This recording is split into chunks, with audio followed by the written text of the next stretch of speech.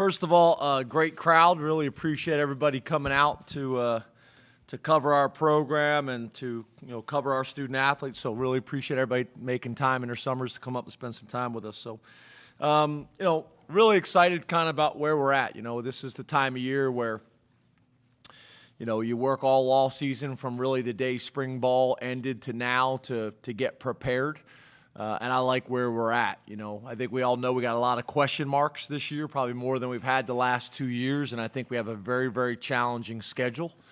But I'm excited. Walking out on the field the other day, we got a good-looking team. You guys will get a chance to see it this afternoon, right, Chris?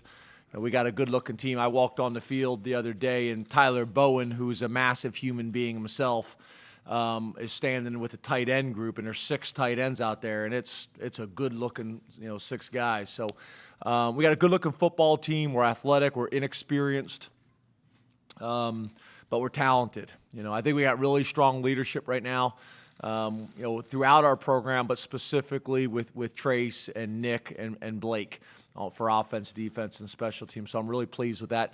Before I kind of get into any details, I do want to start with I want to thank Andy Mutnam and the training staff. This is by far the healthiest team we've had going into camp, and really this summer. We just had more players available to train and develop all summer, and I think you can see that. And same thing with camp right now. We just got more guys that are full go in camp than we've had since we've been here. So I think that's a real positive. I want to thank Andy and his staff for all their hard work. And then also Kayla Matronik, who now I think is actually Kayla Martin, which is much easier to say. Congratulations, Kayla, and get married this summer. But our nutrition program. So, I see a major difference in that. Our body fats, decreasing.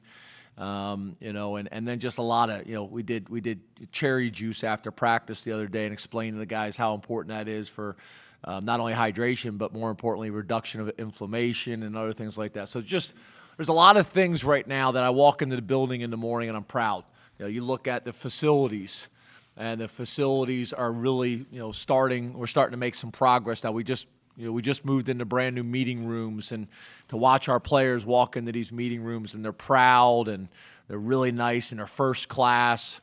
It's exciting. So you have signs like that in terms of physical signs of progress, but then also signs that maybe I notice as the head coach, like the injury report, and how many guys were able to train all summer, and the nutrition program. So it's just a lot of different areas. Carl Olson, who's working in the athletic department as a sports psychologist, who's been awesome. He's actually been with us for a year, I think a little bit over a year in the athletic department, but I'm not the most trusting with open arms and allowing people kind of inside of our program until I've gotten to know them and make sure they're a good fit. So he's been great with our staff. Came on our staff retreat this summer and sent me back an email, and I love feedback. I love feedback. So gave me a bunch of really good feedback, both positive and some constructive criticism, which is always great, so you can grow. But we're just in a good place. We're in a good place. We're young and inexperienced at some spots, but we do, have young talent that are competing, and some real depth. One of the most exciting things yesterday was at the end of practice, we always do some type of kicking competition, and we had 4 guys out there that just got on campus a couple weeks ago and made every single field goal and looked great, and the operation time was right. So we all know D-tackle, linebacker, and kicker, are our 3, biggest question marks. We have a lot of other question marks, but they're probably the biggest question marks that we got to get resolved. So to have, 4 kickers out there kicking the heck out of the ball and kicking it straight through the uprights is awesome. So you guys will probably see a sign when you go out on the field of some of the progress. I think you'll see the brand new turf if you haven't seen that yet outside, which you guys know we hadn't been able to use our turf to practice on for a couple of years. So we've regained a field, which is great. But you also see something that's kind of strange to look at, but also pretty cool is we never had goalposts on the furthest field from Lash, grass field. We got goalposts on there, and I know it's probably not you're like, why is he telling us this story? But one of the things that's cool is we put in Arena League goalposts in there, and it looks crazy on the field. They're so tight, but we're using that for our kickers, so, aim small, miss small. There's just some really good signs going on throughout the program. We're excited about what this season's going to bring.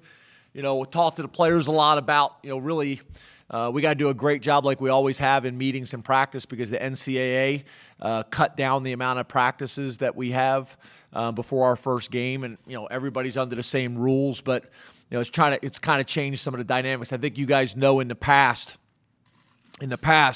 we've always kind of had these deals from a morale standpoint where we have a practice and we cancel the practice and we go bowling, or we go bowling, or we go swimming. I think the one year we went swimming, and it's hard to do that now because we cut the practices so far back that we don't really have that. The nice thing is now on our day off during camp, we can do some entertainment, which we weren't allowed to do before. I do think there's a difference between canceling a practice and going bowling than entertaining them on a day off. And then the last thing I'll say, and we'll open it up to questions, is had a great idea, which I thought on the front end was a great idea. We always go bowling and we always go swimming. So we said, well, what can we do differently? And we said that we would go paintball. So it's a great idea, great idea. We'll go paintballing. And so broke the team up, A through whatever is one team. And then at the end, my team.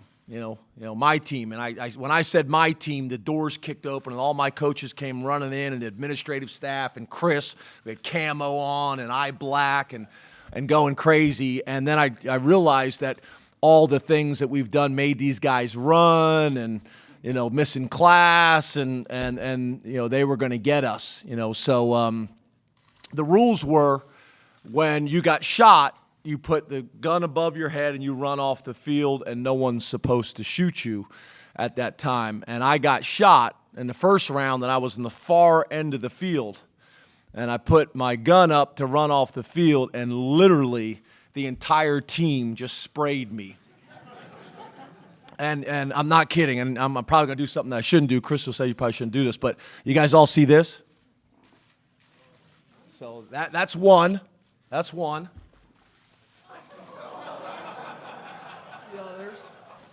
This is the best one. You guys, can you see that one? Yeah. Now, most of those shots came when I wasn't supposed to be getting hit, running off the field, and it was like cat the whole way across the field. So, great idea on the front end, not really good in terms of the execution of it. So, we're in a really, really good place. But we got a lot of work to do, and we got tremendous challenge this season, so open up the questions. Raise your hand and we'll get a mic to you. I have two questions. One, when's the media coach's paintball game? Are you sure? I'm sure. sure. Are you sure? After that story, are you sure you want that? I think there are some in the media that would really enjoy it. Okay. Secondly, what has... Just so you know, that goes both ways. I'm sure it does. Secondly, what changed with Manny Bowen since December? Mm-hmm. Does the fact that you have a need at linebacker, did that facilitate the decision or affect the decision? Yeah, I know this is one of these questions that you guys are going to ask me, and however I answer it, I don't know if you're necessarily gonna believe it.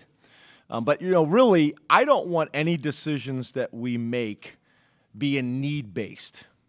I also don't want decisions that we make being influenced because of the perception of it. I want to do things because they're the right things to do. Does that make sense? So we created some stipulations for Manny to achieve from the time he left the program, and if he lived up to his end of the bargain, then he would have an opportunity to earn his way back on the roster. And I think probably the biggest part of that is Manny graduates in December, and we felt like this plan was going to give him the best opportunity to graduate in December and leave this way. And we didn't make it easy on him. And, I was surprised when he said, I'm going to try to grind this thing out, because the easy thing to do would have been to just transfer. So we put a bunch of stipulations out. He did those stipulations. After that, I can't tell you what his role on the team is going to be like. To be honest, I have no idea. But I do think the plan that we put in place was the right thing to do for Manny and gives him the best opportunity in December to graduate from Penn State. Everything else is icing on the cake. Would I like to have him from a football perspective? Yeah, but I have no idea how this whole thing's going to play out. But we did think it was the right thing to do to get him in the best position to graduate in December. James, everybody that's listed on your roster, they all hear the roster we got this morning. Any other changes there that we should be aware of? Or I'm sorry, so you're asking me the roster that we put out this morning is right? accurate? Is everybody here? Is what I'm asking. Everybody. Okay. Yeah, okay, I'm glad we clarified that. So we're allowed to bring 110 guys into camp. So I think it used to be 105, and the NCAA moved that number up to 110, or the Big Ten moved that number up to 110. So we never have everybody in camp, because we typically carry about 120 players on our roster. So there's always some guys that aren't able to make it to camp, based on, that is based on need. So what we do is we kind of break down the roster of what we need in camp to make sure that we get enough reps and also help limit some soft tissue injuries. So, for example, I think you guys heard me say in the spring, we've been using this catapult system, which is essentially a navigation system that tracks running and heart rate and all those types of things. Has been really valuable. And that whole argument, who runs more, the receivers or the DBs, it's not even close. It's the receivers. So it's need based on how many players do we need in camp to be able to practice, how many players do we need, at each position to reduce some of the reps, so that if you do get a pull or a twist or a tweak, it doesn't stress the rest of the group out too much. So that is need based on what we do in camp, and there's some give and take there. And then the nice thing is, those guys are kind of like on the waiver wires, because if you do get an injury during camp, the NCAA allows you to replace those guys. So you can pick up the phone and call, and as long as they're not in an internship or something like that, you could replace them on your camp roster. Clarify, Braylon Franklin, has he moved on, or is that because he wasn't on the roster? Yeah, Braylon Franklin is no longer part of the program.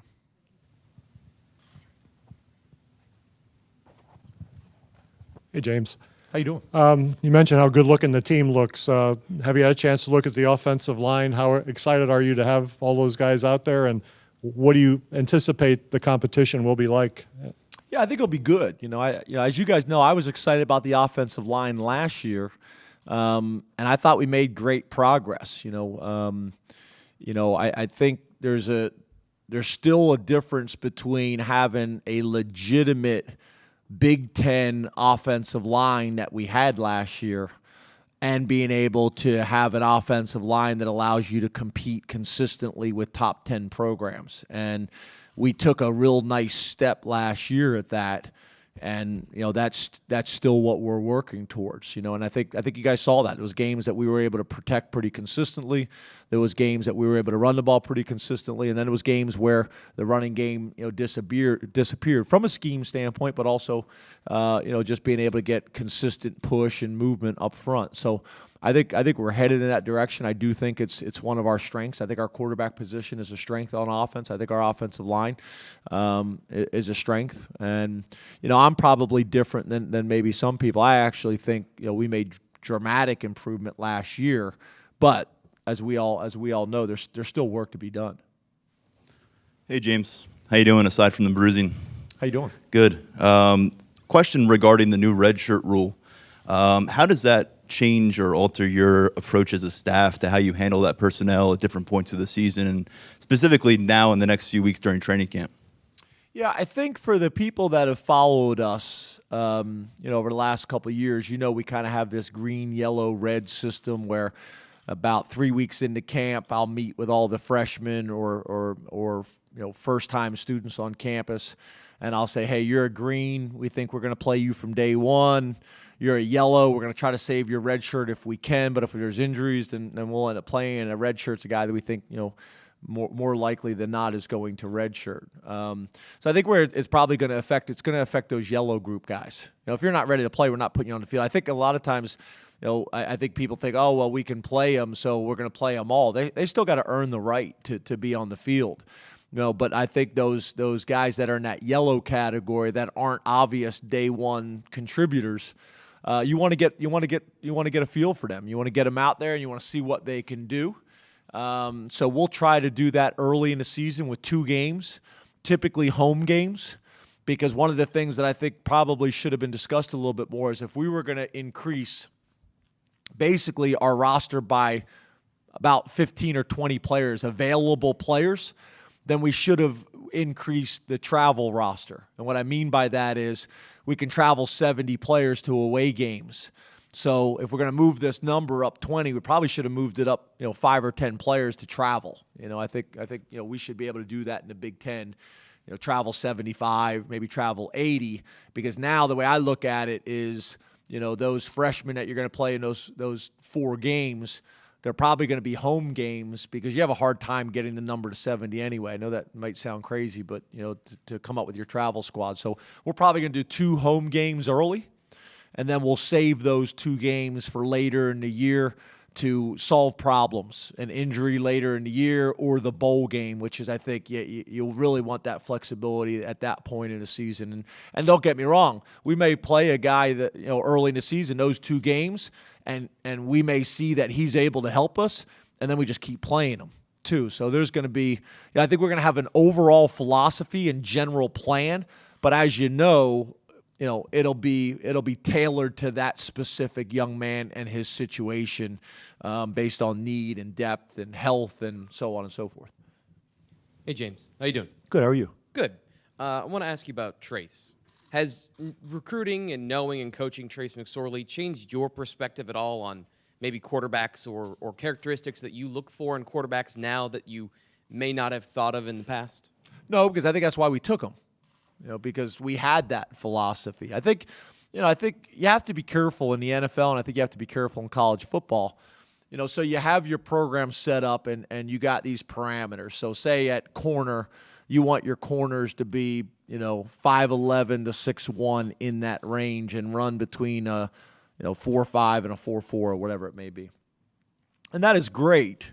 And there's a lot of cookie-cutter programs that do that, and the NFL does that as well, and I get that. But that doesn't mean you bypass a great player because he's 5'9". Now, you can't have a roster full of 5'9" corners.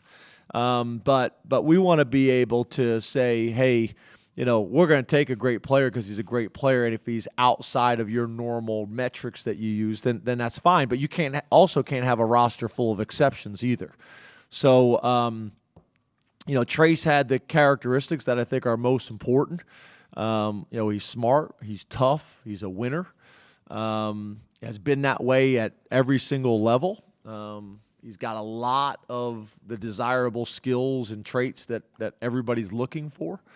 The thing is, he doesn't walk through the door and pass that eyeball test. But I think the positive thing is that eyeball test is changing. I mean, you look at last year's Heisman Trophy winner. You look at the first pick in the draft. You look at Drew Brees. You look at Russell Wilson. In the old days, you never saw those guys in the NFL. So I think it is changing a little bit, but it hasn't really changed us because that's why we took him. I mean, we were one of the few schools in the country that offered him, to play quarterback, and we're fortunate, to be able to get him. Hey, Coach, how are you? Good. How are you? Good. Hey, 2 questions for you. Coolest thing you did in the offseason, and secondly, you always talk about how you get out of bed each morning with a back handspring out of bed. The first week of practice, is that back handspring, a little higher, a little more juice in it when you get these guys back here and can actually go?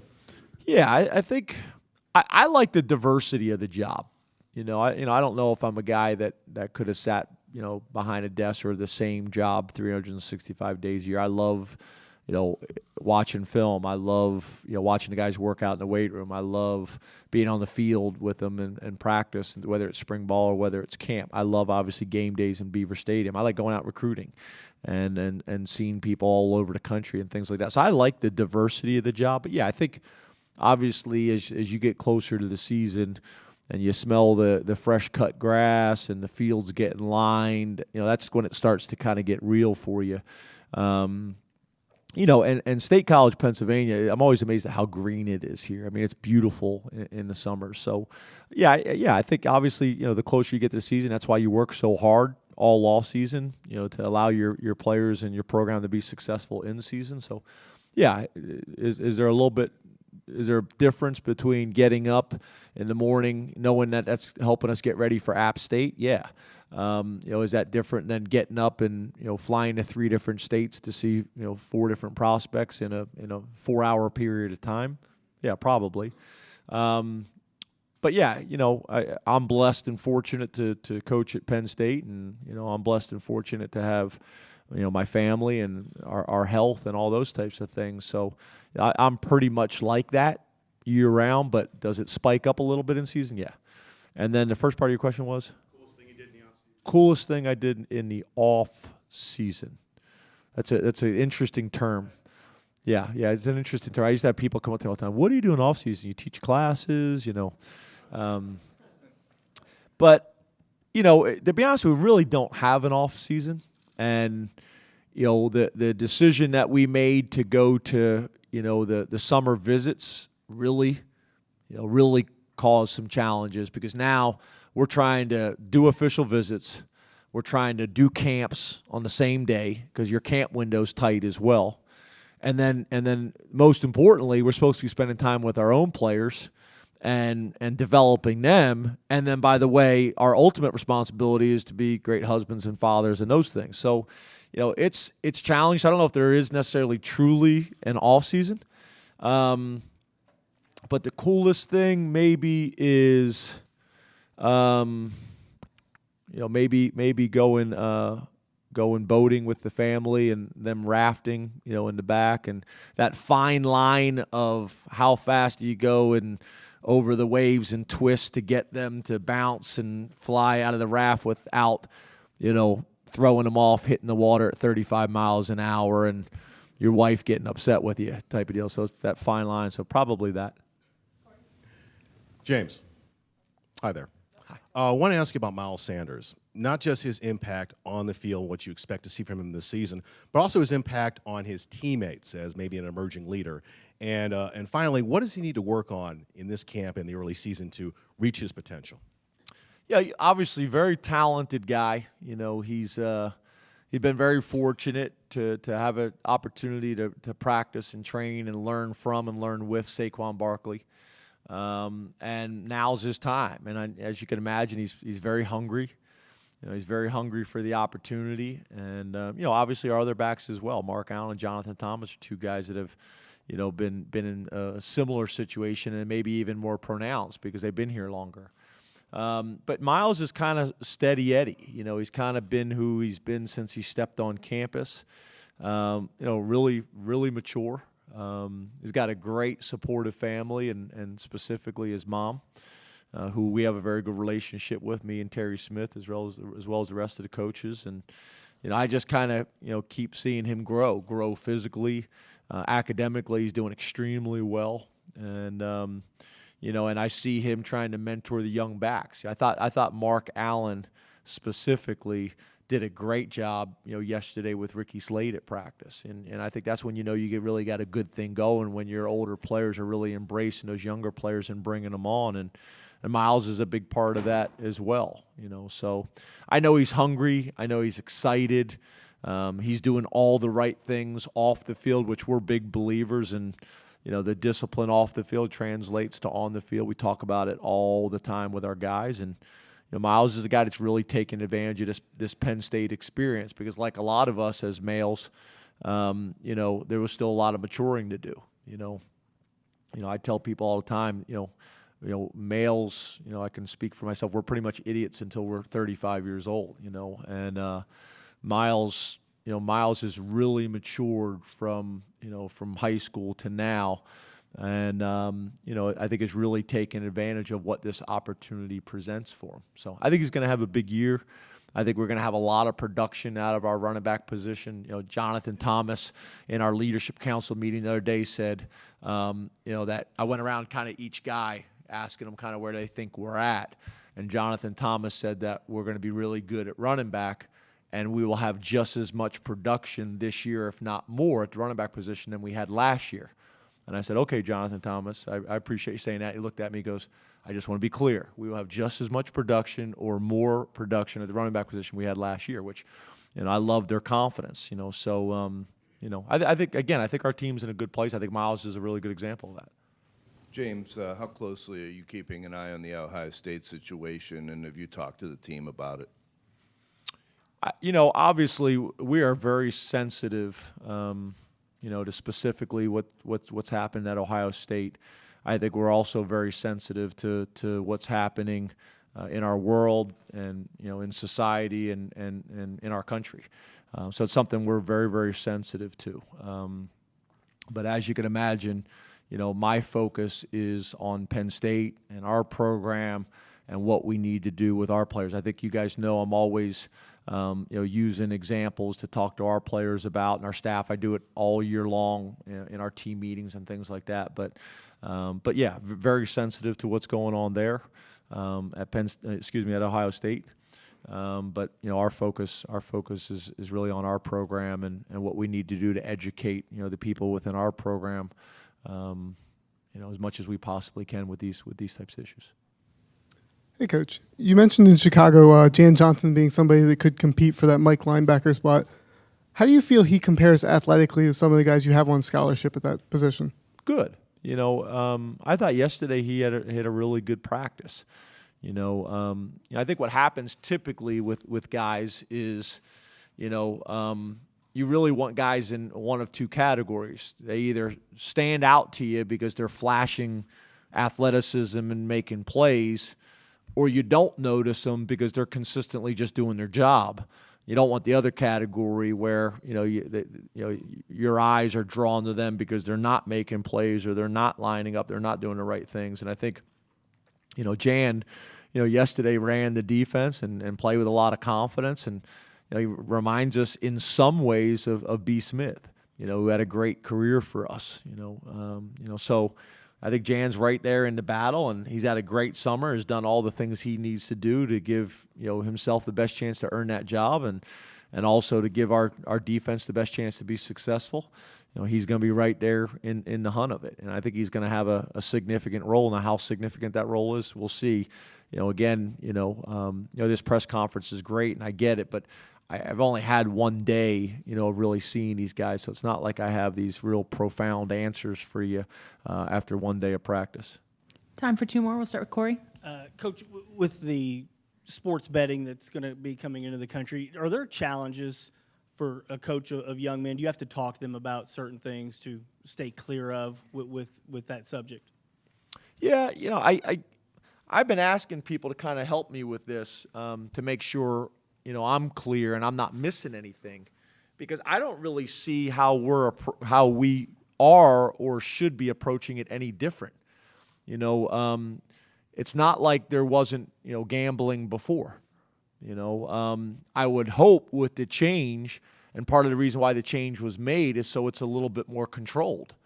But I went to college and have been doing this for 23 years. I think there's been a significant amount of gambling in our country and in our state for a long time, and now I hope it's going to be monitored and controlled by the states. So we always are going to educate our players and our program about these things and things that they need to be aware of from an NCAA perspective, from a gambling perspective.